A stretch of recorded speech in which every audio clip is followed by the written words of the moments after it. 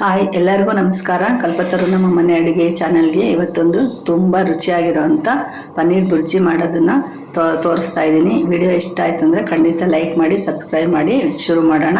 ಈಗ ಒಂದು ಪನ್ನೀರ್ ತೊಗೊಂಡಿದ್ದೀನಿ, 200 ಗ್ರಾಮ್ ಪನ್ನೀರು, ಮತ್ತು ನೆಕ್ಸ್ಟ್ 3 ಟೊಮೊಟೊ, 2 ಈರುಳ್ಳಿ, 1 ದೊಣ್ಣೆ ಮೆಣಸಿನ್ಕಾಯಿ 2 ತೊಗೊಂಡಿದ್ದೀನಿ. ಈಗ ನೋಡಿ, ಇದನ್ನೆಲ್ಲ ಸಣ್ಣದಾಗಿ ಈ ಥರ ಹೆಚ್ಚಿಟ್ಕೊಂಡಿದ್ದೀನಿ. ಟೊಮೊಟೊ, ದೊಣ್ಣೆ ಮೆಣಸಿನ್ಕಾಯಿ, ಈರುಳ್ಳಿ ಎಲ್ಲ. ಈಗ ಮಸಾಲ ಏನೇನು ಬೇಕು ಅಂತ ನೋಡ್ಕೊಳ್ಳೋಣ. 2 ಸ್ಪೂನು ಧನಿಯಾ ಪೌಡರು, ಒಂದು ಸ್ಪೂನ್ ಗರಂ ಮಸಾಲ, ಆಮೇಲೆ ಕಸೂರಿ ಮೇಥಿ ಸ್ವಲ್ಪ, ಆಮೇಲೆ ಹಚ್ಚಮೆಣಸಿನ ಪುಡಿ ಸ್ವಲ್ಪ. ನೋಡಿ, ಹಚ್ಚಮೆಣಸಿನ ಪುಡಿ ಸ್ವಲ್ಪ ಹಾಕ್ತಾಯಿದ್ದೀನಿ, ಒಂದು 2 ಸ್ಪೂನ್ ಹಾಕ್ತಾಯಿದ್ದೀನಿ. ಆಮೇಲೆ ಧನಿಯಾ ಮೆಣಸಿನ ಪುಡಿ 1 ಸ್ಪೂನು, ಕಸೂರಿ ಮೇಥಿ 1 ಸ್ಪೂನು, ಆಮೇಲೆ ನೋಡಿ ಕಸೂರಿ ಮೇಥಿ 1 ಸ್ಪೂನು, ಮತ್ತು ಜೀರಿಗೆ ಪುಡಿ 1 ಸ್ಪೂನು, ಆಮೇಲೆ ಗರಂ ಮಸಾಲ ಒಂದು ಅರ್ಧ ಸ್ಪೂನಷ್ಟು ಗರಂ ಮಸಾಲ. ಇವಿಷ್ಟನ್ನು ರೆಡಿ ಮಾಡ್ಕೊಂಬಿಡೋಣ. ನಾವು ಮಸಾಲನ ಎಲ್ಲ ರೆಡಿ ಮಾಡಿ ಇಟ್ಕೊಂಡ ತಕ್ಷಣ ಹಾಕೋದಕ್ಕೆ ತುಂಬ ಈಸಿ ಆಗುತ್ತೆ. ಈ ಪನ್ನೀರ್ ಬುರ್ಜಿ ತುಂಬಾ ಟೇಸ್ಟ್ ಆಗಿರೋದು, ಮಾತ್ರ ಖಂಡಿತ ಟ್ರೈ ಮಾಡಿ. ಈಗ ನೋಡಿ, 200 ಗ್ರಾಮ್ ಪನ್ನೀರ್ ತೊಗೊಂಡಿದ್ದೀನಿ. ಈ ಥರ ನಾವು ತುರಿದು ಇಟ್ಕೊಂಬಿಡೋಣ.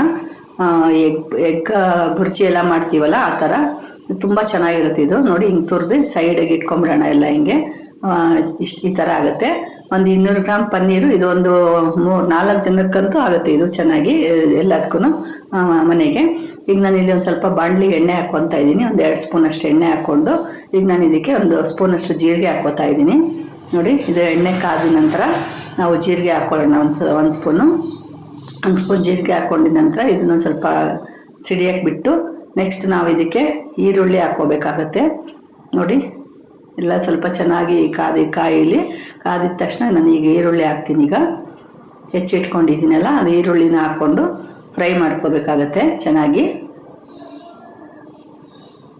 ಈಗೆಲ್ಲ ಚೆನ್ನಾಗಿ ಫ್ರೈ ಮಾಡ್ಕೊಳ್ಳೋಣ. ಸಣ್ಣ ಇದೆಲ್ಲ ಕೆಂಪಗಾಗೋವರೆಗೂ ಫ್ರೈ ಮಾಡ್ಕೊಂಬಿಟ್ರೆ, ಸಣ್ಣ ಉರಿ ಇಟ್ಕೊಂಡು ಫ್ರೈ ಮಾಡ್ಕೊಳ್ಳೋಣ.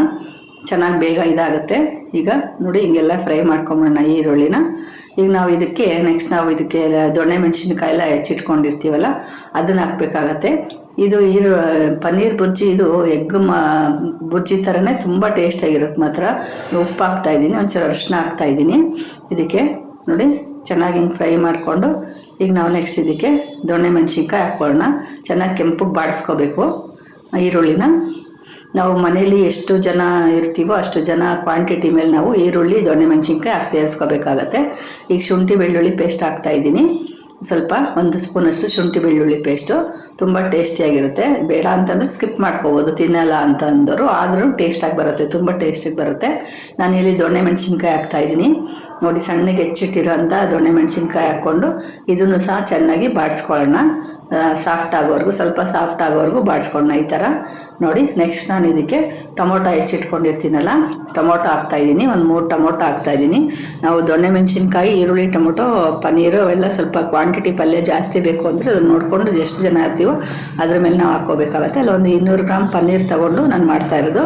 ಮಸಾಲೆ ಪುಡಿನೂ ಅಷ್ಟೇ, ಇದು 200 ಗ್ರಾಮ್ ಪನ್ನೀರ್ಗೆ ಕರೆಕ್ಟಾಗಿದು ಅಡ್ಜಸ್ಟ್ ಆಗ್ತದಿಲ್ಲ ಫುಲ್ಲು. 2 ಸ್ಪೂನ್ ಹಚ್ಮೆಣಸಿನ ಪುಡಿ, 1 ಸ್ಪೂನ್ ಧನಿಯಾ ಪುಡಿ, ಒಂದು ಅರ್ಧ ಸ್ಪೂನ್ ಗರಂ ಮಸಾಲ, 1 ಸ್ಪೂನ್ ಕಸೂರಿ ಮೇಥಿ, ಆಮೇಲೆ 1 ಸ್ಪೂನ್ ಜೀರಿಗೆ ಪುಡಿ, ಇಷ್ಟ ಆಗ್ತಾ ಇರೋದು ಇದಕ್ಕೆ ನಾನು. ನೋಡಿ, ಇದನ್ನು ಸಹ ಚೆನ್ನಾಗಿ ಹಿಂಗೆ ಫ್ರೈ ಮಾಡ್ಕೊಂಡು ಬಾಡಿಸ್ಕೊಂಬಿಡೋಣ.